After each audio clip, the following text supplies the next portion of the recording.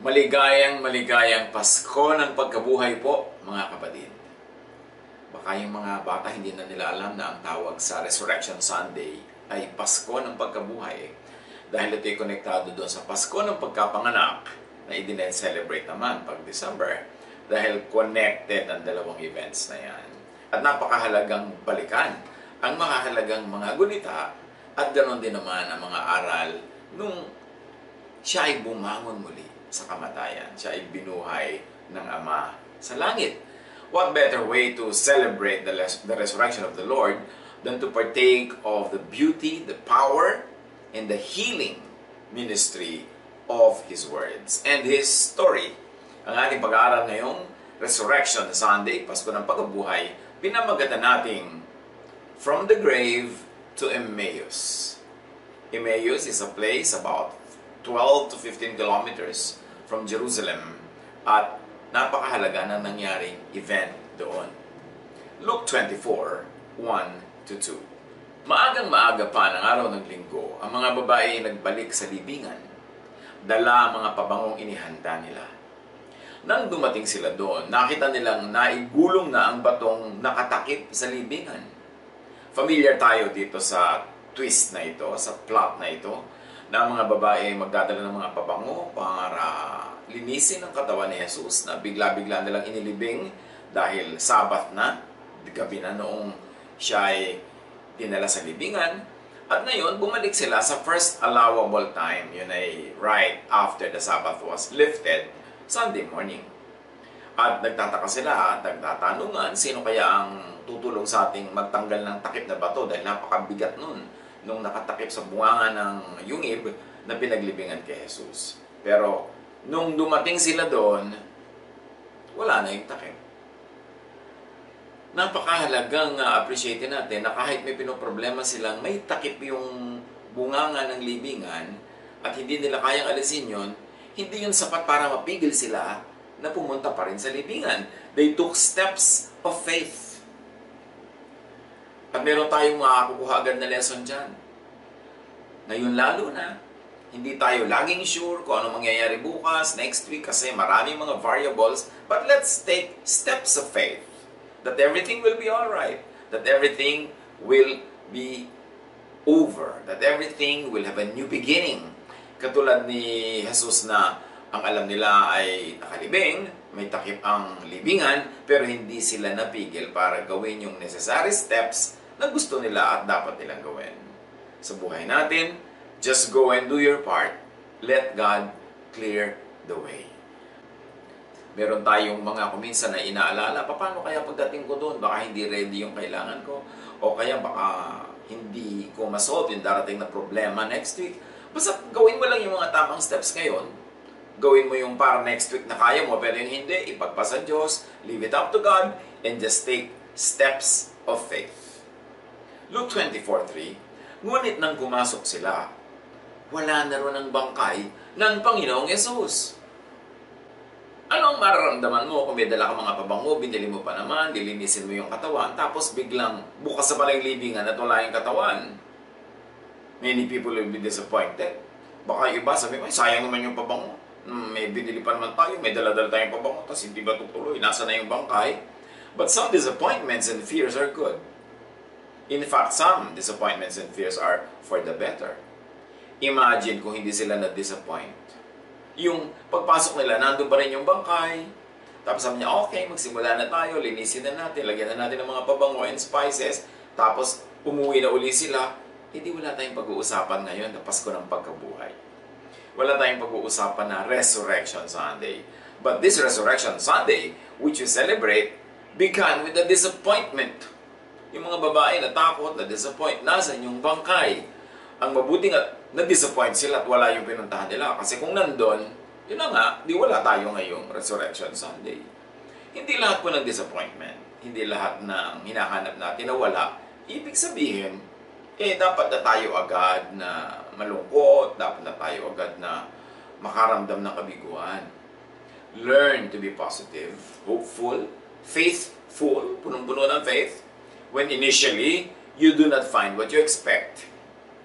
When initially, you do not get what you want. Hindi mo nakita yung hinahanap mo, hindi mo nakuha yung gusto mong kuhanin, dapat ka na mag-isip na masama ang nangyari sa'yo. It could be for the better. At hanapan nyo agad ang ma-applyan niyan today sa buhay natin. Hindi lahat ng kabiguan ay talagang dapat na ipagluksa. Hindi lahat na parang setback. Sabi nga ng isang napakatalinong lalaki, 1 step backward, 2 steps forward. Hindi ko man na backward ka ngayon, backward na forever. Merong atras lang, sa abante ka, parang cha-cha. Kaya, huwag natin laging isipin na negative ang nangyayari, na setback tayo, maraming na iba. Yan ay maaaring isa lamang na paghahanda para isang magandang bagong paniniwala ng maraming buhay. Luke 24, 4-5. Samantalang nagtataka sila kung ano ang nangyari. Biglang lumitaw sa tabi nila ang dalawang lalaking nakakasilaw ang damit. Dahil sa matinding takot, sila'y nagpatira pa. Tinanong sila ng mga lalaki. Maganda ang tanong ng mga lalaking ito, nasabi naman sa ibang version ay mga anghel, bakit ninyo hinahanap ang buhay sa lugar ng mga patay? Do not look for life in a grave. What you want to find, search in the right places. Halimbawa, ikaw dalaga, naghahanap ka ng matinong magiging partner sa buhay. Saan mo hinahanap? Hinahanap mo sa bar, hinahanap mo sa mga kalye, hinahanap mo sa mga kung saan-saang lugar ng mga kaduda-duda, kung napakatino ng pinaggagawa ng mga nandun. So, ano bang hinahanap mo? Maghanap ka sa tamang lugar. Ito i-apply natin sa paghahanap ng kaibigan, ng kapartner, ng kasosyo. Naghahanap ka ng kasosyo sa negosyo, tapos sa sugalan ka naghahanap. Anong klaseng kasosyo mahahanap mo dun? So, sabi ng anghel, why are you looking for the living among the dead? Dapat hindi nyo dito hinahanap si Jesus, kasi siya ay buhay. Luke 24:6. He is not here. He has risen. Wala siya rito. Siya ay muling nabuhay. Life, blessing is usually not found in the wrong places. Kaya, hindi talaga doon dapat nila hinahanap. Pero saan nga naman sila maghahanap? Yung huli nilang nakita, inilibing. Pero nalimutan nila na sinabi ni Jesus na siya ibabangon muli. Kaya lang, yun ang pinaka-practical na gawin nila. Doon nila huling nakita, doon nila pupuntahan. Luke 24:6-8. Alalahanin ninyo ang sinabi niya sa inyo nung nasa Galilea pa siya. Ang anak ng tao ay kailangang ipagkanulo sa mga makasalanan at ipako sa krus. At sa ikatlong araw ay muling mabubuhay. Naalala nga ng mga babae ang mga sinabi ni Jesus noong una. Sa wakas, naalala rin nila. Matapos ipaalala sa kanila ng anghel. Know, understand, and keep in mind important words of and from God.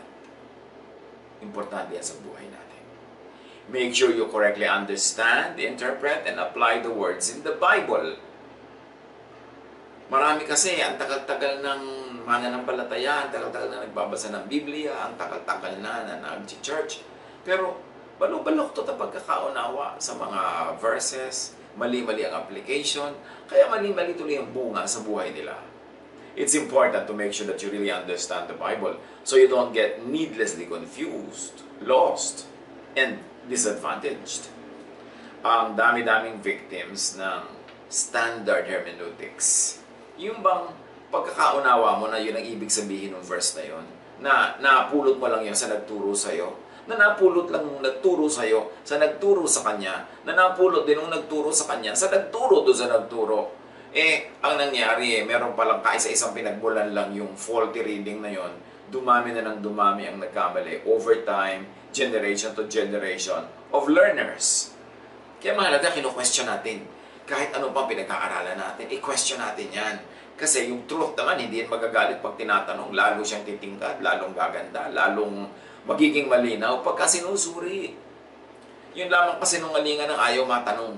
Kasi na-insecure siya na mabisto na siya ay kasinungalingan. Question what you believe in. Question your interpretation. Question yung namana mong mga pananalig, lalo't kung questionable ang bunga sa iyong buhay. Yung aral ka na ng aral ng mga verses, tapos matatakotin ka pa rin. Pagkatapos, suplada ka pa rin. magagalitin ka pa rin, masungit ka pa rin, lagi ka pa rin nagdududa, lagi ka pa rin maramot, magduda ka kung tama ang reading mo ng scripture. Kasi dapat, kung tama ang reading, tama ang bunga. At ang bunga dapat ay kapayapaan, katahimikan ng loob, at pag-ibig. Review how we read scripture. Tulad ng mga babaeng ito, dapat ni-review nila yung mga itinuturo sa kanila ni Jesus. Pag naman hindi naman mas may ginawa nilang pumunta sa libingan, pero meron sanang mas mainam silang ginawa na hindi nila nagawa agad dahil nga nalimutan nila yung sinasabi ni Jesus. Luke 24, 9-10. Kaya't umuwi sila at isinalaysay nila sa 11 at iba pa nilang kasamahan ang buong pangyayari. Ang mga babae ito ay sina Maria Magdalena, Juana at Maria na ina ni Santiago. Sila at ang iba pang mga babaeng kasama nila ang nagbalita sa mga apostol. So puro babae yung nagpunta sa grave, puro babae ang unang nakaalam na bumangon na mula sa kamatayan si Jesus, at ngayon mga babae ang nagturo doon sa mga lalaki tungkol sa pinakamahalagang katotohanan na ito sa kasaysayan ng ating pananalig. They were all women. And suddenly the importance of women was resurrected with and by Jesus. Talaga maraming na-resurrect, maraming na bumangon mula sa kamatayan nang si Jesus ay bumangon. Isa na doon yung babae na lagi nang inaapi ng pagkatagal-tagal, second class, at lagi na lang siya ay binubusala ng bibig, hindi makakibo, madaling basta na lang dispatchahin sa buhay. But the importance of women was emphasized by the resurrection of Jesus, having been revealed to women first. Luke 24:11. Akala ng mga apostol ay kahibangan lamang ang kanilang sinasabi, kaya ayaw nilang paniwalaan ang mga kababaihan. So you see, ganoon ang pagtingin ng mga apostol sa mga kababaihan. Walang masasabing matino, lalo't kung ang sinasabi nila ay kakaiba sa karaniwan. But do not automatically reject a new idea. Yan ang mahalaga. Imagine Jesus rising from the dead, a dead person rising from the grave. That's a new idea. But just because it was new, did not mean that it was wrong. Just because they could not understand it, meant that it was wrong. A wise man once said, "It is exceedingly foolish for a man to think that what he does not see does not exist, or what he does not understand is wrong." Ganyan din sa ating matters of faith, sa ating pag-i-interpret ng scripture. Sa mga readings, hindi ko mo hindi natin naintindihan agad ang isang paliwanag, ay wrong na agad yun, re-rejectin na natin. But this man rejected the very wonderful news of the resurrection of Jesus. Do not automatically reject what you do not understand. What is outside of your dictionary.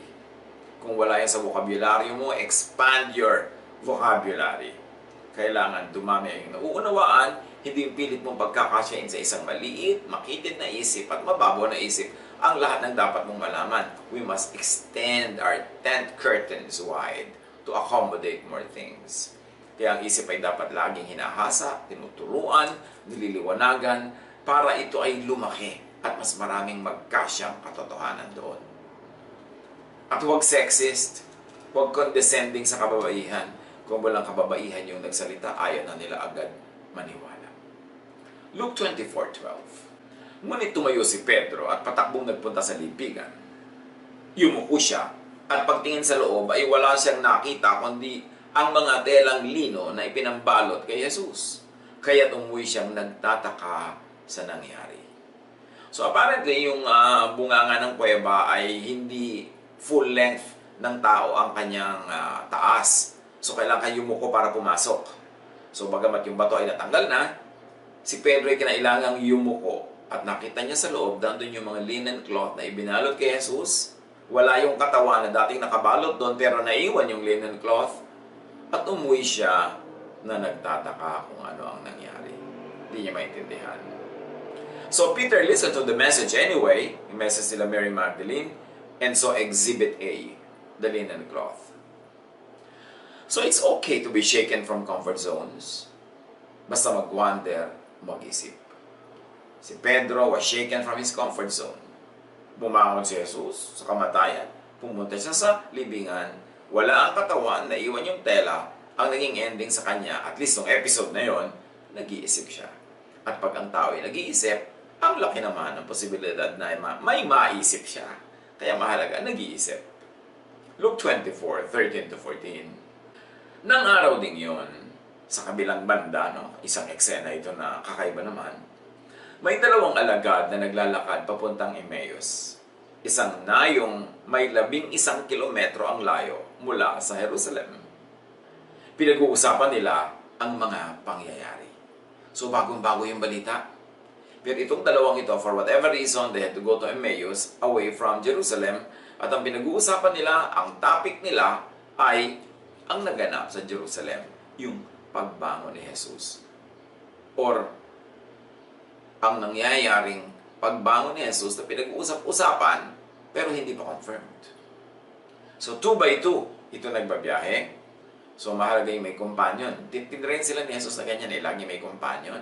Meron ka ring sounding board, may kausap ka, o pwede mong madinig mula sa bibig niya yung gustong isipin ng sarili mong isip. It was very helpful, therapeutic, and of course, it had a lot of practical help, practical purpose, na dala-dalawa pagka naglalakbay.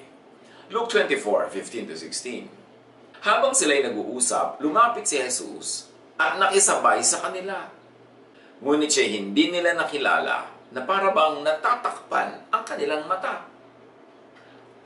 So, pag pupuntahan ka ni Jesus, kahit nasan ka, kahit pasaan ka, kahit anong ginagawa mo, pupuntahan ka ni Jesus.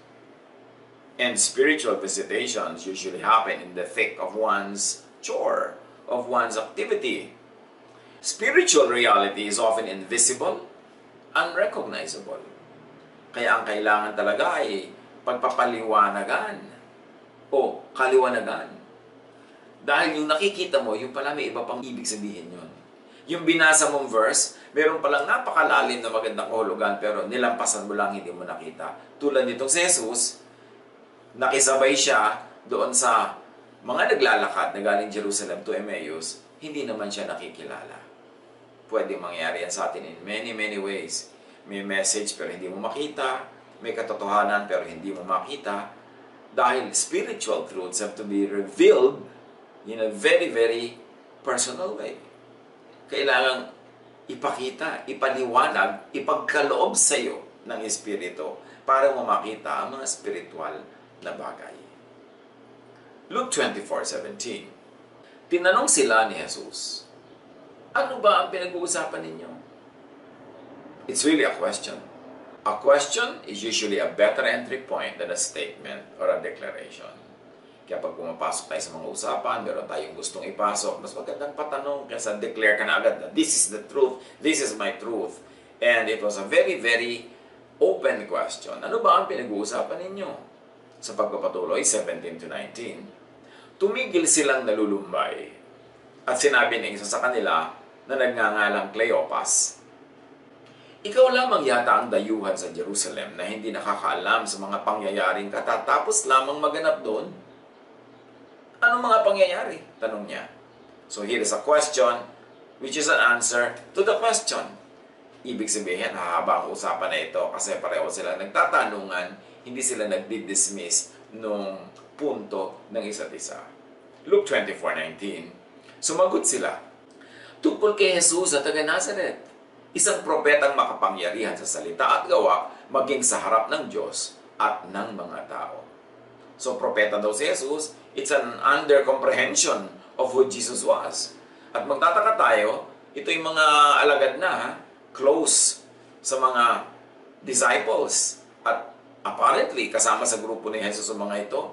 Pero ang pagkakakilala pa lang nila, isang magaling na propeta na matuwid sa harap ng Diyos at mga tao.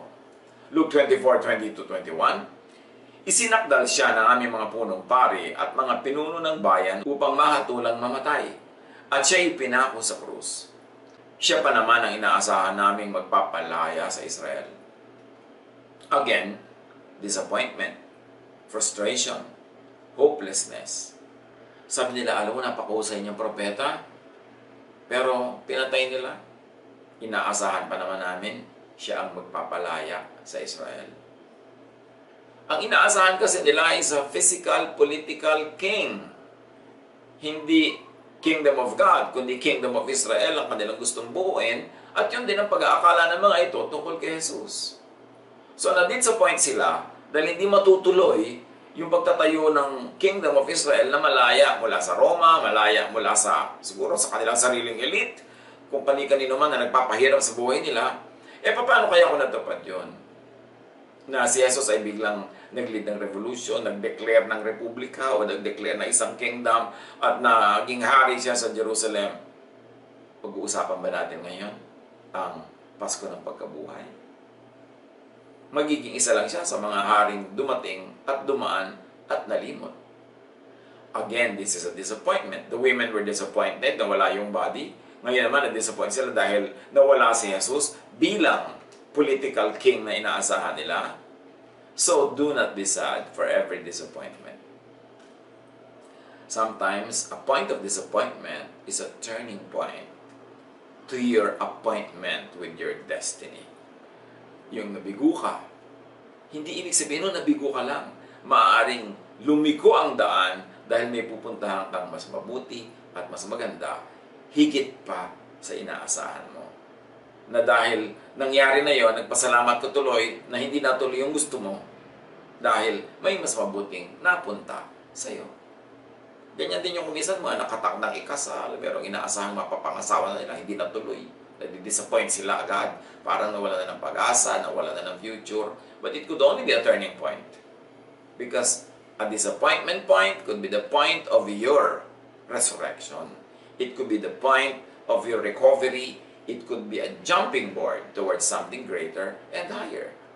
So, natural lang na minsan nakaka-feel tayo ng frustration, kabiguan, pag yung gusto natin hindi nangyari.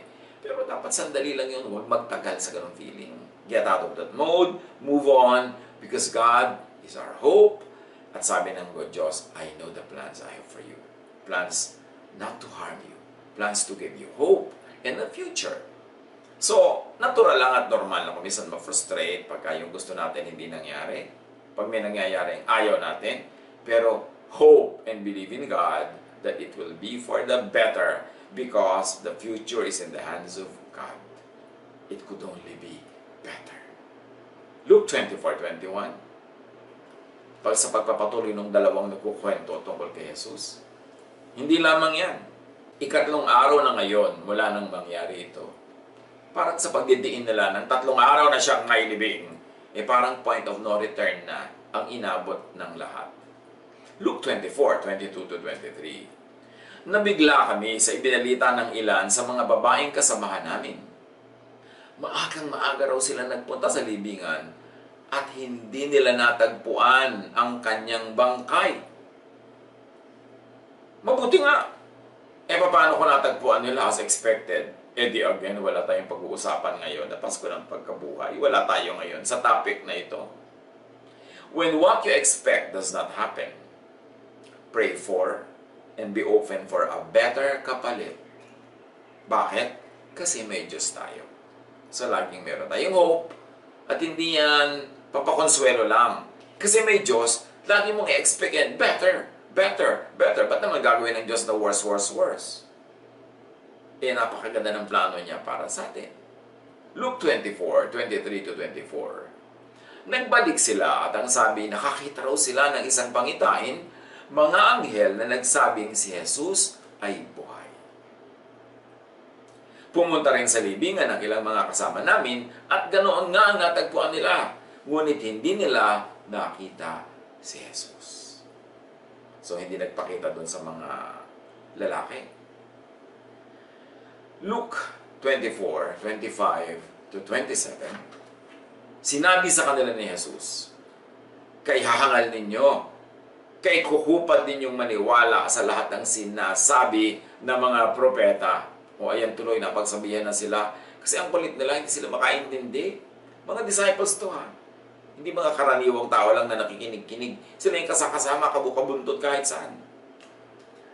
Bagay marinig ng maraming theologians and teachers ngayon na hindi nakakakita, hindi nakakaunawa kay Jesus after all this time. Kasi ang dami-daming mga tao, ang tawag nila sa sarili nila, Christians, maka-Kristo, maka-Jesus. Pero ang turo naman nila, maka-Pharisee. ang sistema nila, maka-Pharisee, hindi maka-Jesus. Pero puro si Jesus ang sinasabi nilang kanilang pinaniniwalaan, Panginoon, tagapagligtas. Dapat marinig ng marami sa atin ang ganitong paalala ni Jesus. Sabi niya, kay kukupan din yung maniwala sa lahat ng sinasabi tungkol kay Jesus. At sa sinasabi mismo ni Jesus. Hindi ba't kailangan ang Kristo sa pagpapatuloy ay magtiis ng lahat ng ito bago siya pumasok sa kanyang kaluwalhatian? At ipinaliwanag sa kanila ni Jesus ang lahat ng sinasabi sa kasulatan tungkol sa kanya. Simula sa mga aklat ni Moises hanggang sa mga sinulat ng mga propeta. Luke 24:28-29, malapit na sila sa nayong kanilang pupuntahan at si Jesus ay parang magpapatuloy pa sa paglakad. Ngunit siya'y pinigil nila. Tumuloy ka na muna rito sa amin. Palubog na ang araw at dumidilim na, sabi nila. Kaya't sumama nga siya sa kanila. So dumating na yung dalawa sa kanilang pupuntahang bahay at si Jesus ay nag-akma na tutuloy pa ng kanyang paglalakad. This is ethics. Kasi alangan mong kung tumigil na yung dalawa, tumigil na rin siya expecting to be invited in. That would be an imposition, an inconvenience, and a burden. Or it could also be a test. Kung ano nga ba talaga ang attitude at gagawin ng dalawang ito. Gabi na, papabayagan pa nila yung kausap nila at kasama sa paglalakbay na tumuloy sa next bayan. Siyempre, aabutin na yun ang talagang dilim at gabi. Sabi, huwag na kayong tumuloy. Dito na kayo humapon. Dito na kayo magpalipas ng gabi kasi madilim na. Luke 24:30, nang siya'y kasalo na nila sa pagkain, so nagstay si Jesus, dumampot siya ng tinapay at nagpasalamat sa Diyos. Pagkatapos, pinapiraso ito at ibinigay sa kanila. Take note, this is the first meal of Jesus on record after the resurrection. What's so special? The ordinariness of these two persons.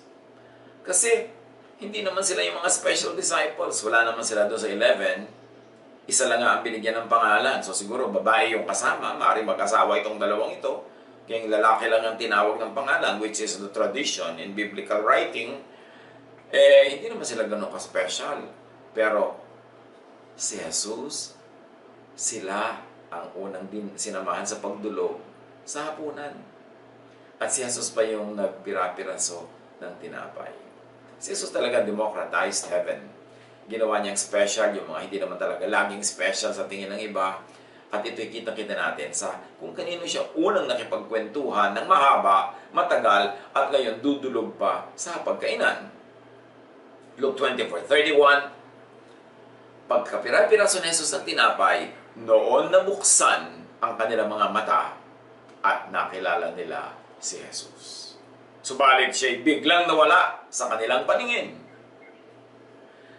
So dahil sa ginawa ni Jesus sa pagpira-piraso ng tinapay, malamang na meron siyang certain style ng pagputol, ng pag-abot ng tinapay, ng mga sinasabi, biglang nabuksan ang isip nitong dalawa na si Jesus pala yung kasama nila all along.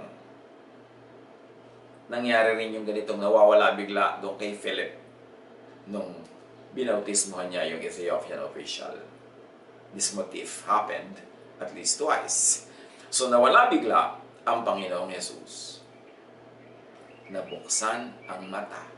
At nung nabuksan na ang mata nila, biglang nawala na si Jesus. Kasi nagbukas na ang mata nila eh. Ibig sabihin nun, patuloy na yung magiging bukas, mananatiling bukas, at marami na silang makikita, malalaman, at maituturo sa kanilang kapwa-tao paglakad ng panahon. Pray for your eyes to be open to see Jesus. Very importantly, to see Jesus-ness.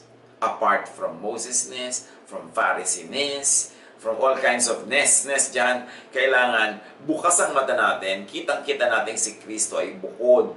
Siya ay iba at kakaiba at huwag tayong malito sa teaching niya at sa teaching ng iba. Huwag natin isurrender ang teaching ni Jesus sa teaching ng sino man, kahit na sila ay nasa Bible din. Kasi si Jesus lang ang anak ng Diyos, siya lang ang Lord of Lords, at siya lang binigyan ng pangalan that is above every name. So all teachings must be surrendered to the teachings of Jesus, must be filtered through the Jesus filter. At yung papasa lang doon, lalampas lang doon, ang marapat ituloy na ituro. Dapat may bukas tayong mata na hindi si Jesus ay isa lang sa marami. Kailangan kita natin nangingibabaw siya, bukod, kakaiba. at ganoon din ang kanyang mga teachings, at ganoon din ang attitude natin sa mga teachings niya when compared to the teachings of any other person. Bumukas ang mata nila. At ang idalangin natin, ganoon din ang mangyari sa atin. At kung bumukas na, nagsimula ng bumukas, patuloy pa itong bumukas ang bumukas para mas maraming liwanag na pumasok. Be blessed by and through those whose eyes are open. Mga tao naman, iba-iba ng degree ng pagkakabukas ng mata, ng isip. So, blessed tayo kung meron tayong mga kasamang mas bukas sila kaysa sa atin, edi makinabang tayo sa nakabukas nilang mata at maakay nila tayo mula sa ating mga sariling kadiliman. Luke 24:32, nasabi nila sa isa't isa, kaya pala nag-aalab ang ating puso habang tayo'y kinakausap niya sa daan at ipinapaliwanag sa atin ang mga kasulatan. So itong 2 taong unang pinagpaliwanagan ni Jesus ng mga kahulugan ng mga kasulatan. What a privilege! At ito'y naglalakad lang sila sa daan at naturuan na sila ng naturuan, hindi pa nila nalaman kung sino yung nagtuturo sa kanila. Kaya dapat bukas ang mata natin kung may nagtuturo sa atin. Ito ba'y si Jesus? Ito ba'y sugo ni Jesus? O pwedeng sugo ng kalaban? Dapat bukas ang mata, laging nanunuri, makiramdam, at damhin ang apoy sa dibdib. Kasi sabi niya, hindi ba, na parang nagkaapoy ang dibdib natin nung kausap natin siya. May nararamdaman tayo, hindi natin may paliwanag. At ganun talaga. Pagka ikaw ay kinakausap ng Espiritu, ramdam mo sa iyong dibdib. Ramdam mo sa iyong kaluluwa. Ramdam mo sa iyong Espiritu. Kasi hindi naman ordinaryo pagka ikaw ay pinagpaparamdaman ng Espiritong Banal. Luke 24:33-35. Agad silang tumayo at nagbalik sa Jerusalem. Naarap na nilang nagkakatipon doon ang 11 at ang iba pa mga kasamahan nila. Sinabi ng mga ito sa dalawa, totoo nga palang muling nabuhay ang Panginoon. Nagpakita sila kay Simon. At isinalaysay naman ang dalawa ang nangyari sa daan at kung paano nila nakilala si Jesus nang paghati-hatiin ito ang tinapay. So kaya lang naniwala yung mga lalaki nung sinabi na ni Pedro sa kanya rin nagpakita. Pero kasi mga babae lang, hindi pa sila naniniwala. Namimili pa ng paniniwalaan. Pero finally, naalaman din nila. At na-confirm pa nitong dalawang nagpunta sa Emmaus, kaya lang kakaiba ang kwento nila. Ang tagal nilang nakasabay maglakad, tinuruan sila ng mga kahulugan, ng mga salita sa scriptures, at dumulog pa sa kanilang hapagkainan. Hindi lang nga tumuloy-tuloy na kumain doon, pero siya ang naghati-hati ng tinapay. Nakilala nila si Jesus sa gawa. Kilalanan truth sa gawa, sa bunga. Marami nagtatanong, paano po namin malalaman kung tama ang interpretation ng scripture? Kung tama ang application? Well, malalaman mo yung truth because the truth is Jesus. Malalaman mong truthful yung reading mo, interpretation mo, kung ang bunga sa iyo ay loving, restful, peaceful, inclusive ka. Kasi yun si Jesus. Paano mo malalaman na tama ang interpretation mo sa isang verse, tama ang iyong application, ang bunga sa iyo, loving ka? Ang nagiging ugali mo, loving. Ang bunga sa iyong isip, sa iyong puso, sa iyong buhay, restful ka. Rested ka. Peaceful. Hindi ka ligalig, hindi ka takot. At inclusive ka. Hindi ka mapagpuwera, hindi ka mapaghiwalay sa sarili mo. Kasi si Jesus ay ganon. Doon mo malalaman kung tama ang interpretation ng scripture. Hindi kung dahil ito ang interpretation ng ating simbahan, ito ang interpretation ng ganong leader, ito ang interpretation ng ating libro. No. Ano ang bunga sa iyo? Ano ang ginagawa sa iyo ng mga salita na ini-interpret mo? Bumabait ka ba? Bumubuti? Doon mo malalaman na tama ang reading. Pero kung nagbasa ka, nag-aral ka, ang naging bunga, sumungit ka pa, naging mapagparusa ka pa, naging judgmental ka pa dyan, at palahiwalay ka pa sa kapwa, alam mo na kontra kay Jesus yan. Magduda kung tama ang reading at interpretation. Luke 24:36.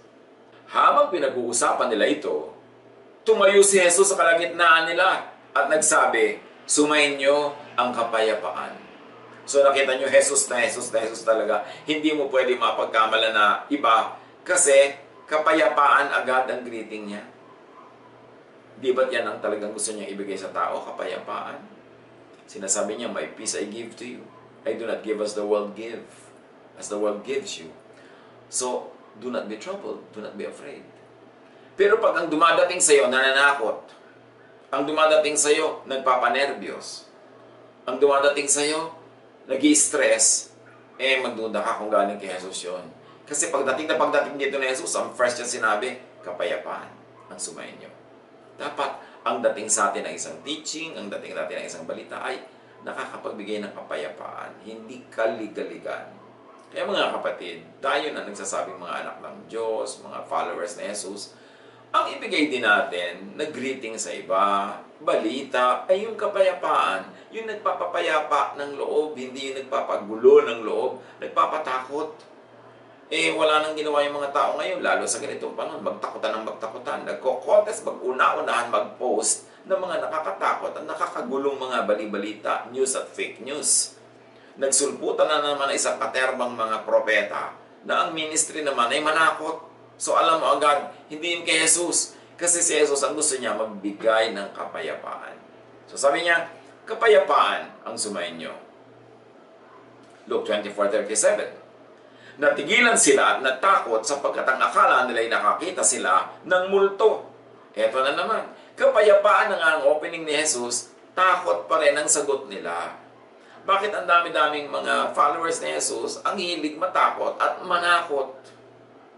Sinabi na ng kapayapaan, ang tikas ng ulo, natakot pa rin. Multo pa rin ang isip nila tungkol kay Jesus. Tulad nung naglalakad sa tubig si Jesus, sabi nila, multo. Si Jesus nga, ang daming beses silang napagkamalang multo. So ngayon, sa mga nangyayari sa paligid natin, ang dami din diyang tinatawag na multo-multo. Pero pag magmumulto-multuhan ng mga tao at magpapanakot ng mga multo, anong mapapala natin? Nervyos. Samantalang ang gusto ni Jesus, kapayapaan, katahimikan. Si Jesus na nga yun di ba? Ghost ang akala nila, ghost na naman, ghost pa rin. Because the disciples loved to scare themselves. Luke 24:38-40. Kaya sinabi ni Jesus, bakit kayo natitigilan? Bakit kayo nag-aalinlangan? Tingnan ninyo ang aking mga kamay at mga paa. Ako nga ito. Hawakan ninyo at pagmasdan. Ang multo'y walang laman at buto, ngunit ako'y mayroon, tulad ng nakikita ninyo. Jesus is addressing the issue of bodily resurrection.